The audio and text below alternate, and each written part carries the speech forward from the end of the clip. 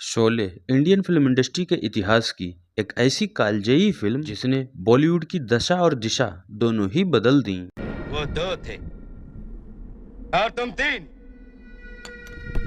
फिर भी वापस आ गए।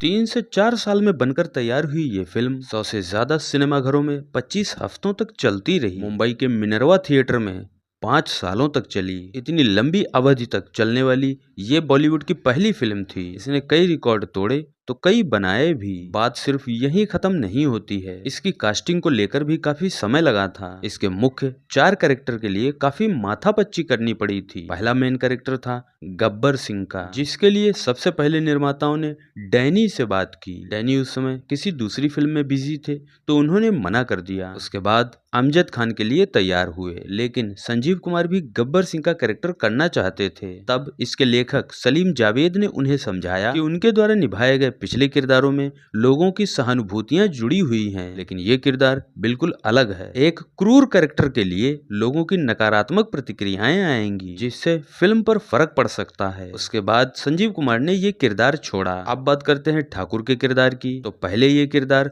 प्राण को मिला, लेकिन सलीम जावेद इस कैरेक्टर के लिए दिलीप कुमार से बात कर चुके थे। दिलीप कुमार ने मना कर दिया था। हालांकि बहुत बाद में उन्हें इस चीज का पछतावा भी हुआ था। धर्मेंद्र भी यही किरदार करना चाहते थे, लेकिन सिप्पी साहब इस किरदार में संजीव कुमार को देखना चाहते थे। धर्मेंद्र उस समय अच्छा खासा नाम था, उन्हें मना करना सबके बस की बात नहीं थी। तब सिप्पी साहब ने एक चाल चली। धर्मेंद्र को यह समझाया कि बसंती यानी हेमा मालिनी के अपोजिट वीरू है, और अगर वीरू का किरदार संजीव कुमार करेंगे तो हेमा मालिनी के साथ प्रेम प्रसंग वही करेंगे। आपके हिस्से यानी ठाकुर के हिस्से कुछ नहीं आएगा। उस समय हेमा मालिनी के प्रति धर्मेंद्र का प्यार जग जाहिर था। इसी का फायदा सिप्पी साहब ने उठाया। फिर क्या था, धर्मेंद्र मान गए। धर्मेंद्र को वीरू और संजीव कुमार को ठाकुर का किरदार मिल गया। संजीव कुमार भी उस समय हेमा मालिनी के दीवाने थे। स्क्रिप्ट उन्होंने पहले ही पढ़ ली थी। बड़ी मुश्किल से उन्होंने गब्बर सिंह का किरदार छोड़ा। उसके बाद वे वीरू के किरदार के लिए पीछे पड़ गए, लेकिन उस समय धर्मेंद्र के गुस्से के चर्चे भी खूब थे। जब धर्मेंद्र ने वीरू के किरदार के लिए हामी भरी,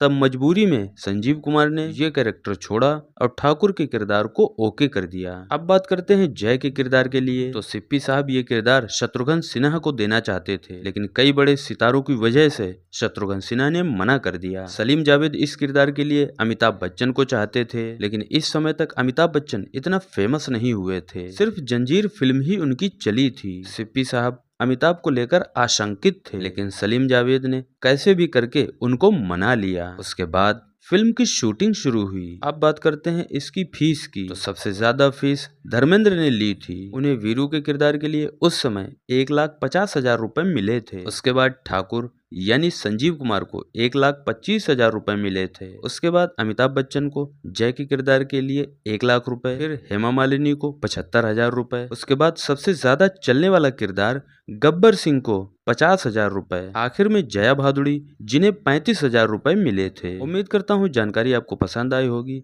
आप फिल्मी इंडियन पर भानु को सुन रहे थे। धन्यवाद।